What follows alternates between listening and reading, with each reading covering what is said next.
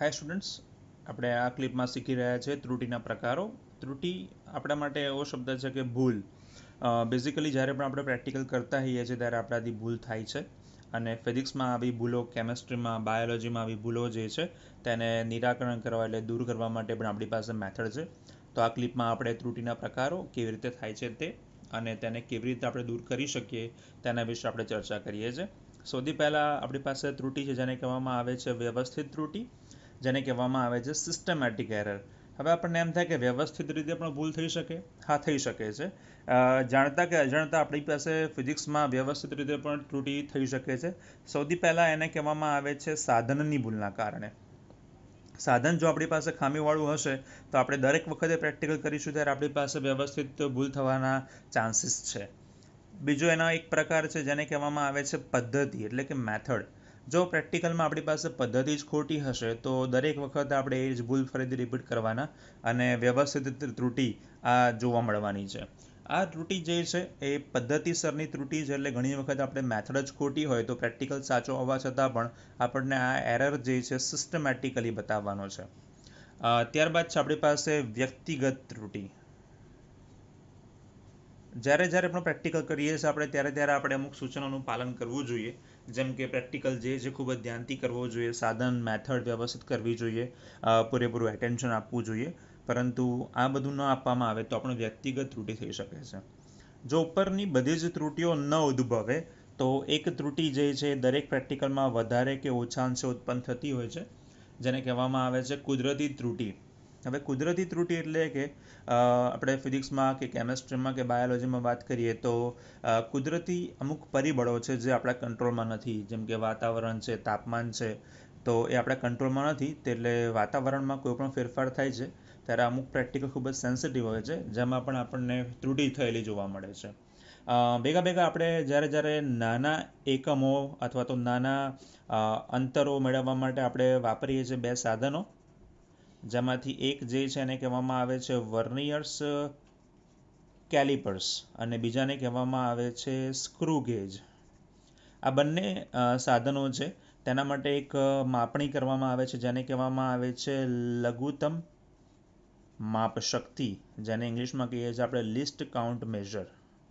આ બંને સાધનો જે છે તેની જ્યારે પણ આપણે માપણી કરીએ છીએ, જેમ કે ફૂટપટ્ટી આપણે માપીએ છીએ ત્યારે તેમાં 1 અને 0ની વચ્ચે 10 કાપાઓ છે, તેમ વર્નિયર કેલિપર્સ અને સ્ક્રૂ ગેજમાં પણ નાના કાપાઓ છે જેની આપણે લઘુત્તમ માપ શક્તિ કહીએ છીએ.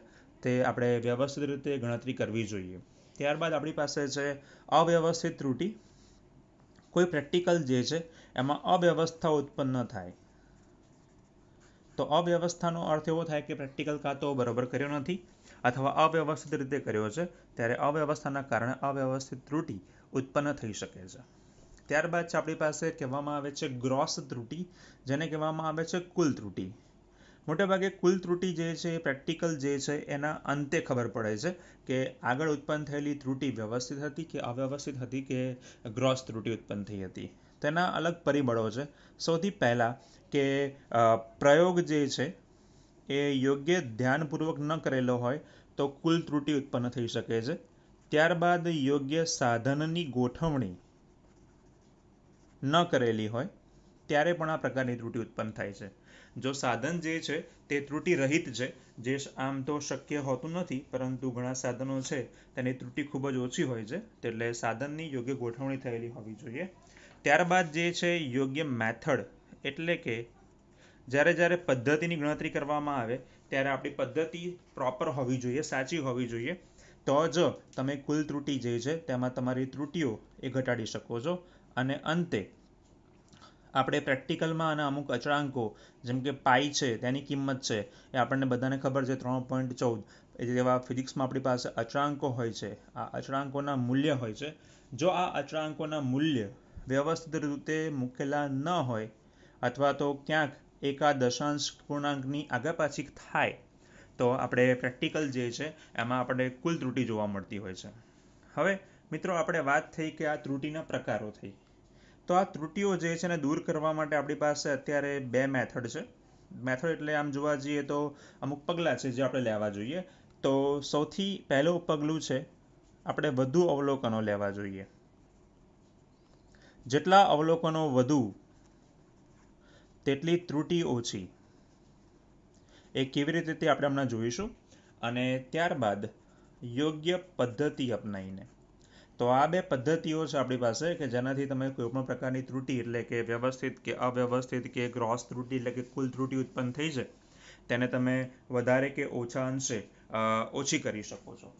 ત્યારબાદ આપણી પાસે હવે આ ત્રુટિઓ જે છે તેને દૂર કરવા માટે અથવા તો તેને ખૂબ જ ઓછી કરવા માટે આપણી પાસે પદ્ધતિઓ છે.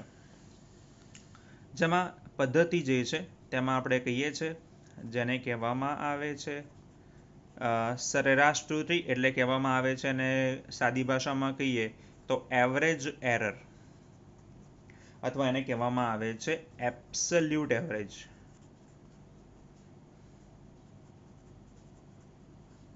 તો આને કહેવામાં આવે છે એબ્સોલ્યુટ એરર, એવરેજ એરર અથવા એબ્સોલ્યુટ એવરેજ એરર. દાખલા તરીકે કોઈ હું પ્રેક્ટિકલ કરી રહ્યો છું જેના માટે હું અવલોકનો પસંદ કરું છું. દાખલા તરીકે મારી પાસે કોઈ પ્રેક્ટિકલમાં અવલોકનો મળે છે મને 5, A1, A2, A3, A4 અને A5. મારે જ્યારે આની ગણતરી કરવાની છે ત્યારે હું લખું છું સ્મોલ a અને અહીંયા લખીશ હું મીન, કે જ્યાં આપણે કરીએ છીએ A1, A2, A3, A4, A5 નો સરવાળો ભાગ્યા અવલોકનોની સંખ્યા. તો આપણે એને લખી શકીએ કે અવલોકનો નો સરવાળો ભાગ્યા અવલોકનોની સંખ્યા, જેને કહેવામાં આવે છે એ ઓફ મીન.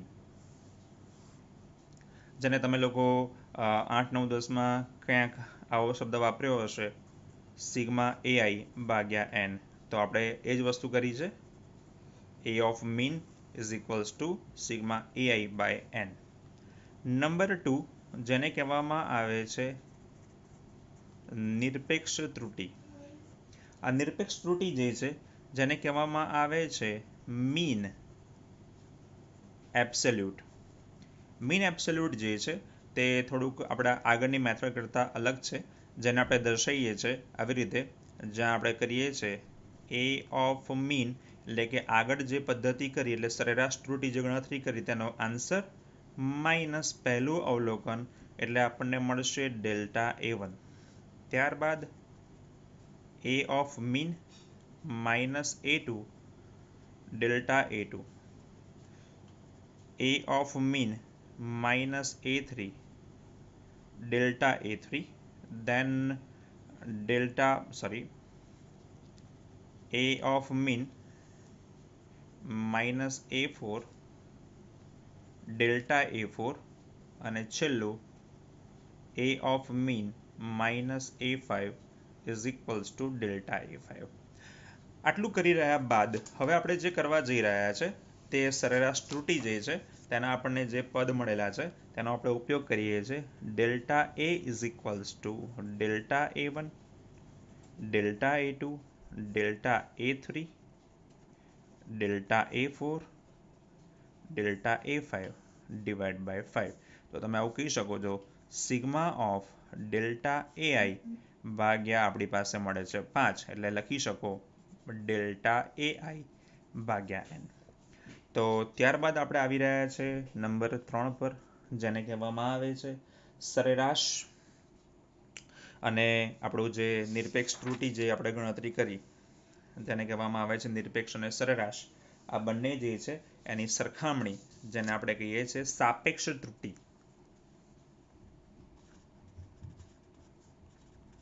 એને કહેવામાં આવે છે રિલેટિવ એરર. રિલેટિવ એરર એટલે કહેવામાં આવે છે ઇઝ ઇક્વલ્સ ટુ આપણી નિરપેક્ષ અને સરેરાશનો ગુણોત્તર, એટલે કે ડેલ્ટા A ભાગ્યા A. માટે આ ત્રુટિ જે છે જેને ડેલ A વડે દર્શાવવામાં આવે છે, આ પણ ડેલ્ટાનો જ એક પ્રકાર છે. ત્યારબાદ આપણને મળે છે છેલ્લો અને ચોથો ઓપ્શન, જેને કહેવામાં આવે છે પ્રતિશત ત્રુટિ, એટલે કે પર્સન્ટેજ એરર. જો પર્સન્ટેજ એરર હશે તો આનો અર્થ એવો થયો ડેલ્ટા A મલ્ટીપ્લાય બાય 100%. જ્યાં આપણો ડેલ્ટા એ જે છે એ પ્લસ કે માઇનસ હોઈ શકે, એટલે આપણે લખી શકીએ છીએ plus or minus delta A multiply by 100%. તો વિદ્યાર્થી મિત્રો, આપણે પ્રેક્ટિકલની શરૂઆત કરી જ્યાં આપણે A1 A2 થી લઈને A5 સુધીનો ઓબ્ઝર્વેશન લીધા, એટલે કે અવલોકનો લીધા, અને તેની ગણતરી કર્યા બાદ આપણને મળે છે તેના કિંમતો, અને કિંમતો જે છે તેના માટે કિંમત શોધી પહેલાં સરેરાશ લીધા બાદ આપણને મળે છે એ મીન, ત્યારબાદ નિરપેક્ષનું આપણે સરેરાશ લઈએ છીએ ત્યારે મળે છે આપણને ડેલ્ટા એ અપોન એન, ત્યારબાદ છે સાપેક્ષ ત્રુટિ જે મળે છે ડેલ્ટા એ અપોન એ, જેને કહેવાય છે ડેલ એ, અને છેલ્લે મળે છે આપણને પ્રતિશત ત્રુટિ જેની કિંમત મળે છે ડેલ્ટા એ મલ્ટીપ્લાય બાય 100%. તો તમને આપણે એક એક્ઝામ્પલ કરીએ જેથી વધારે ખબર પડે. તો દાખલા તરીકે હું કોઈ પ્રેક્ટિકલ કરી રહ્યો છું, તેના હું નામ આપી દઉં છું T1, T2, T3, T4 અને T5. જ્યાં T1, T2 અને T3 જે છે તેની કિંમતો જે છે 2.63, 2.56, 2.42,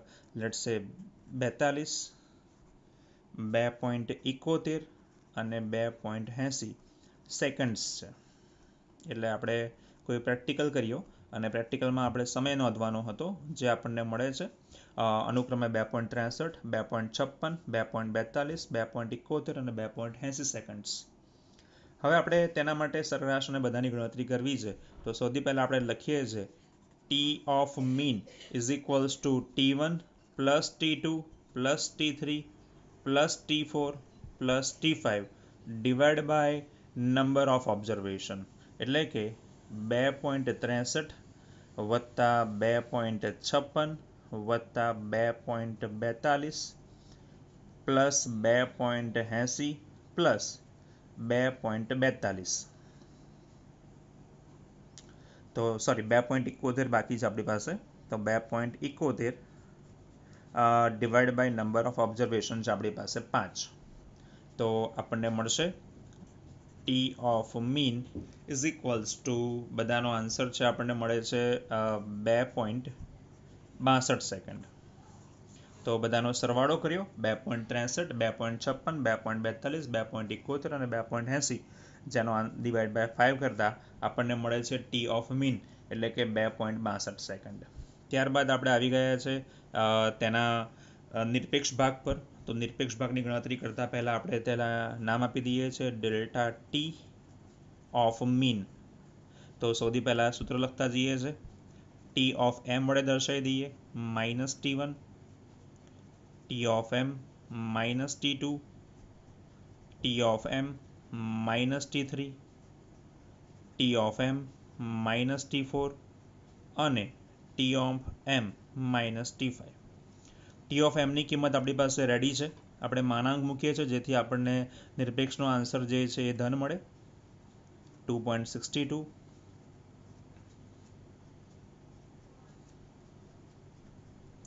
માઇનસ સૌથી પહેલાં આપણી પાસે છે 2.63, દેન આપણી પાસે છે 2.56, દેન 2.42, પછી છે 2.71 અને પછી છે આપણી પાસે 2.80, જેનો કિંમતો હવે આપણે ગણતરી કરતા જઈએ તો આપણને પહેલા માનાંકમાં આન્સર મળશે માઇનસમાં, જે માનાંકની બહાર આવશે એટલે 0.01, ત્યારબાદ છે આપણી પાસે 0.06, ત્યારબાદ છે 0.20, ત્યારબાદ આપણને મળશે માઇનસમાં, જે માનાંકમાંથી પ્લસ થાય છે એટલે આપણને મળે છે 0.18.